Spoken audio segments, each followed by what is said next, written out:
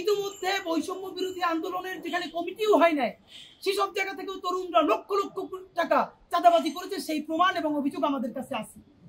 BNP খাচ্ছে, কোথাও জামাত খাচ্ছে, অন্যান্য দল খাচ্ছে, আমরা তাদেরকে পছন্দ করি না, তারা খাচ্ছে এই জন্য। তো তরুণরাও যদি তোমরা খাওই তাহলে বাবা যে সিনিয়র খাওয়া মানে খাওয়ার লোক আমরা তারাই তো চাই, তুমি ছোট মানুষ এত খাইয়ে কি করবা? সুতরাং কোন নয়া রাজনৈতিক বন্দোবস্তের নামে কারো 1 পয়সার দুর্নীতির দায় ইনকিলাব মঞ্চ নিবে না ইনশাআল্লাহ।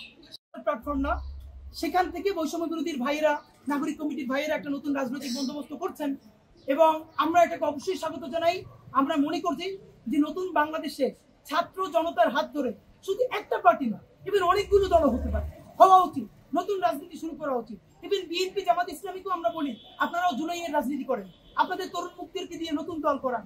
কিন্তু এক্ষেত্রে আপনারা জানেন আমি নাগরিক কমিটির কেন্দ্রীয় সদস্য থাকায় আমরাও তো পলিটিক্যাল পার্টিতে মানে আমাকে আমার ভাই বন্ধুরা ইনকিলাব মঞ্চের পক্ষ থেকে পাঠাবে কিনা এটা নিয়ে আমরা গত 2-3 দিন অনেকবার বসেছি এবং আমরা সিদ্ধান্ত নিয়েছি, সেই সিদ্ধান্তটা আপনাদেরকে জানাচ্ছি।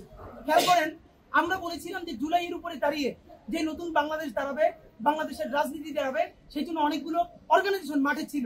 অত্যন্ত হতাশা নিয়ে, দুঃখ নিয়ে জানাচ্ছি, একমাত্র ইনকিলাব মঞ্চের জান বের হয়ে যাওয়ার পরেও তারা যেভাবে দাঁড়িয়েছে, আর কম বেশি সকল অর্গানাইজেশন কেউ ক্ষমতার দ্বন্দ্বে, কেউ ক্ষমতার রুটি হালুয়া ভাগ করতে গিয়ে, এই জিনিসগুলো ভাগাভাগি করতে গিয়ে তারা রাজপথ ছেড়ে দিয়েছেন।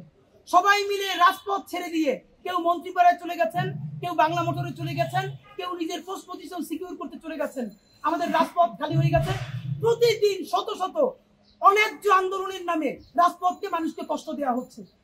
সেই কারণে আমরা সিদ্ধান্ত নিয়েছি, যেহেতু জুলাই কেন্দ্রিক যত সংগঠন আছে সবাই তারা বিভিন্নভাবে ব্যস্ত হয়ে গেছে, এখন একটা অর্গানাইজেশন মাঠে কামড় দিয়ে পড়ে নাই যে জুলাইয়ের বাংলাদেশ গড়বার জন্য।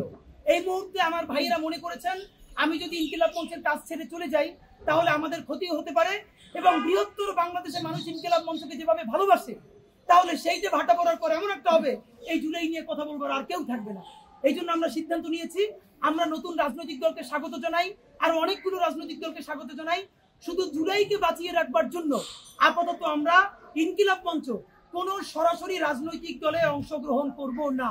আমরা 2025 জুড়ে আমরা রাজনীতি করব, তবে দলীয় রাজনীতি না, আমরা করব জুলাইয়ের রাজনীতি, ইনসাফের রাজনীতি। যাতে এমন একটা প্রেসার গ্রুপ থাকা দরকার, বিএনপি, জামাত ইসলামী অথবা নাগরিক কমিটির যেই দল যারা মুখোমুখি দাঁড়িয়ে যাবে তাদেরকে এক জায়গায় বসানো দরকার, এইরকম একটা প্ল্যাটফর্ম তো থাকা দরকার। তো আমরা চিন্তা করছি আমরা ইনকিলাব মঞ্চের ভাই বোনেরা আপাতত এমন একটা অবস্থায় থাকতে চাই যাতে দেশপ্রেমিক মানুষরা যদি ঝগড়াও লাগায় তাদেরকে যেন এসে ডেকে বসিয়ে মিলমিশ করতে পারি। করবেন, এটা তো মস্করা। আমরা মনে করতেছি এটা উনি পারিবারিক চাপেও করতে পারে, আত্মীয় স্বজনের কারণে, অথবা উনি বয়সের বাড়ির উচ্চ হয়ে সময় জ্ঞান তো নাই, তো উনি আমার বাপের চেয়ে উনি বয়সে বড় মানুষ, কি বলবো ওনারে আসলে কেমনে হাত পাও বা কি ধরলে উনি যাবেন এটা বলতে পারতেছি না। আপনারা আমাদেরকে পরামর্শ দিয়ে আমরা ওনারা সেটি করবার চেষ্টা করি।